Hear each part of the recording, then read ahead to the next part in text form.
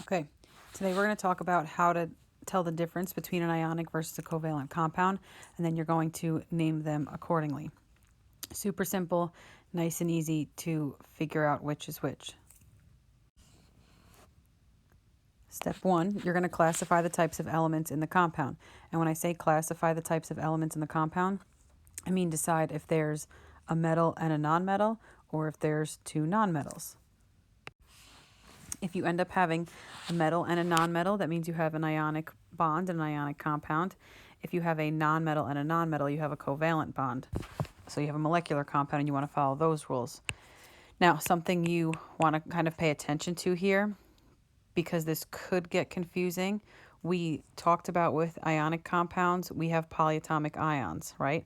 And polyatomic ions were groups of covalently bonded atoms that had a charge. In most cases, those are going to be the anion, so it shouldn't be too difficult. But sometimes when you have ammonium, you have the cation. It's NH4. That's two nonmetals. So it might look like the compound is going to be covalent. But if that's the case, if you have ammonium, you're going to automatically have three elements in general because you're going to have ammonium plus the anion, and that's going to make it ionic right away. So if you have more than two elements, you know that it's ionic. There are plenty of compounds that are covalent compounds or molecular compounds that have more than two elements, but the naming that we have learned, the naming style that we know, we only know how to name if there's two separate elements. So as soon as you see there's more than two elements, you know to go ionic. Okay, so let's just quickly do at least one example and kind of review what's going to happen once you get ionic or covalent. If we start these three examples, or just take a quick look at these three examples, we're going to decide whether or not they are ionic, or whether they're ionic, or whether they're molecular compounds. Okay? If we look at our first, and we're going to use the periodic table for this. If we look at our first example, we have Ag and Cl. We've got silver and we've got chlorine. You should remember that all metals are going to be on the left or towards the left side of the periodic table, to the left of that staircase.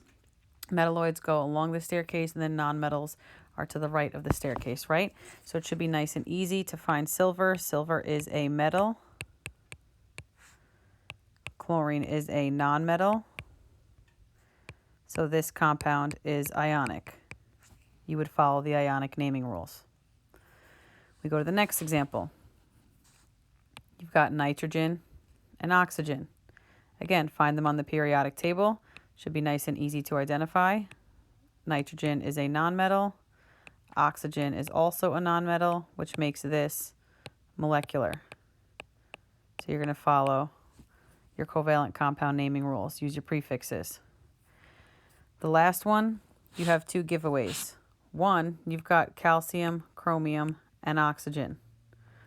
You shouldn't even have to look at the periodic table to see if it's a metal or a nonmetal. As soon as you have more than two elements, you know that this is ionic because you know that there's a polyatomic ion. But what also should help give it away, calcium and chromium are both metals. Oxygen is a nonmetal, so it's an ionic compound. Okay, so you would then name those accordingly. Once you determine if it's ionic or molecular, you then follow the ionic and molecular rules. And I'm going to make a nice little chart for you at the end of these notes to kind of remind you, especially with ionic naming, because those are a little bit more complex. But I also want to just take a quick look at the opposite in some ways that you can look at the name of the compound and decide if it's ionic or molecular and how to write the formula for it.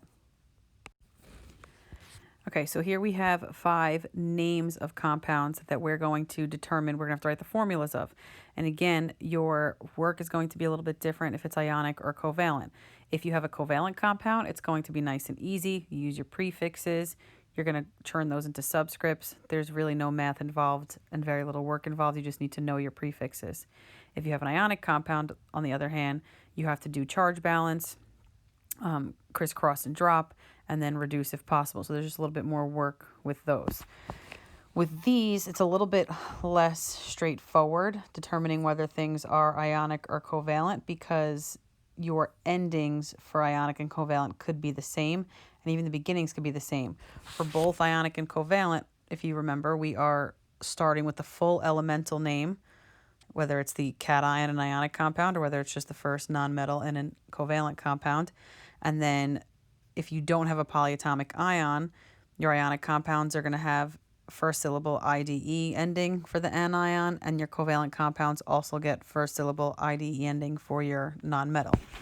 Okay, so just a couple things I want to point out to help you identify whether things are ionic or covalent, some things that you should be able to recognize. Okay, for sulfur trifluoride, our first example, as soon as you see a prefix anywhere, it's automatically covalent. When you have a prefix, automatically covalent, you don't have to look at anything else. You can double check and you should be able to see, okay, sulfur is a nonmetal. Fluoride, you should recognize as fluorine, also a nonmetal. So even if you were unsure with the tri, two nonmetals, this is molecular. We go to the next one, carbon oxide. This one could potentially be a little bit trickier. There are no prefixes, so there's no prefixes, not a dead giveaway that it's a molecular compound. So now you need to look at the two elements themselves. Carbon is a nonmetal. Oxide, you should recognize as oxygen, also nonmetal, which means this is molecular. You're just going to go ahead and turn those prefixes to subscripts. If there's no prefix, mono is understood, subscripts are 1. Third example, we've got magnesium nitride. Again, no prefixes, so not looking like covalent, but we want to double check because our example right before this had no prefixes and it was covalent. Magnesium, you find on the periodic table, you should be able to identify that that is a metal. Nitride, you should recognize as nitrogen, see that that's a nonmetal. Metal plus a nonmetal, you have an ionic compound, you would need to do charge balance.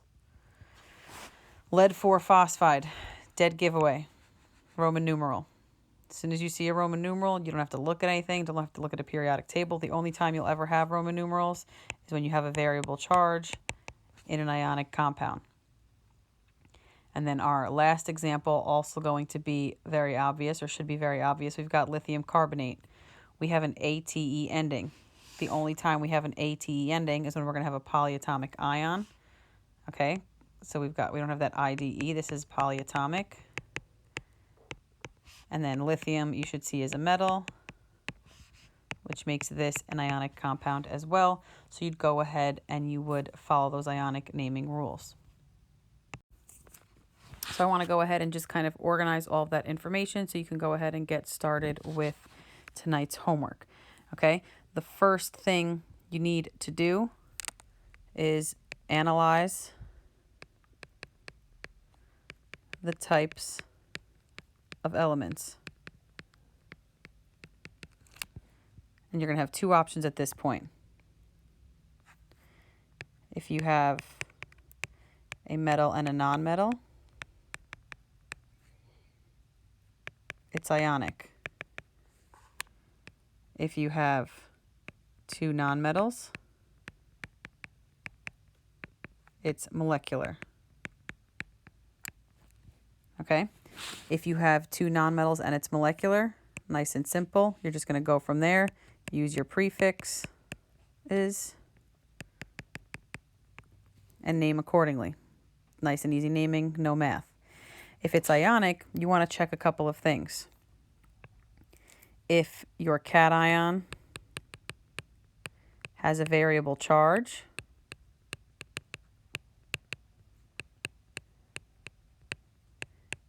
you need to find the Roman numeral.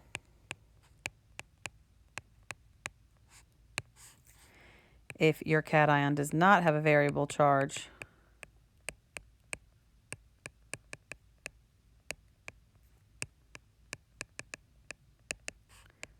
there's no math involved, there's no Roman numeral.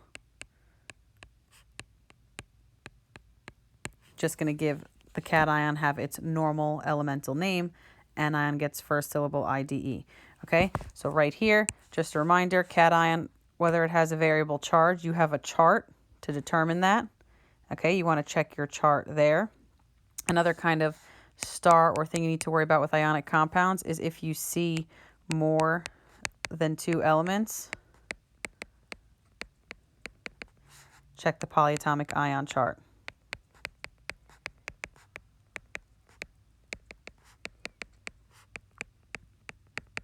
Okay, so you just have to worry about analyzing the types of elements, deciding if it's ionic or covalent. Covalent going to be a little bit easier to name and write our formulas because there's no math involved. You just have to know your prefixes. Okay, if you have an ionic compound, you just need to determine, do I have a variable charge? Do I not have a variable charge? And then name accordingly. Okay, so go ahead and start your homework, your worksheet. You have both naming compounds and writing formulas for compounds.